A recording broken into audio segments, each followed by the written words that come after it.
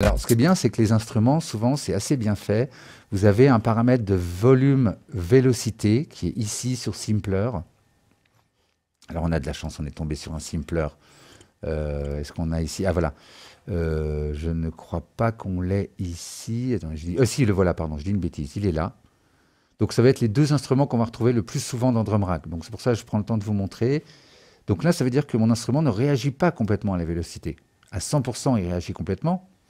Alors qu'à 20%, ou 25, je ne sais plus à combien il était d'ailleurs, 27%, bah, ça veut dire que quand je joue tout doucement, ça fait moins 27%, si vous voulez, et quand je joue fort, ça fait plus 27%. Donc il va bouger que de 30% en gros de volume, au lieu de bouger sur toute la plage.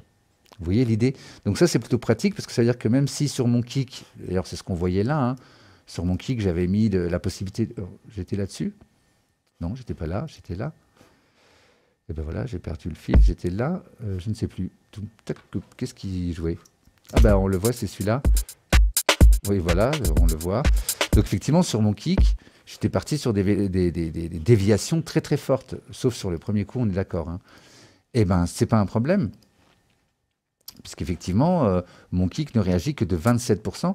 Donc mince, je pourrais faire une déviation énorme. Ça le fait réagir un tout petit peu.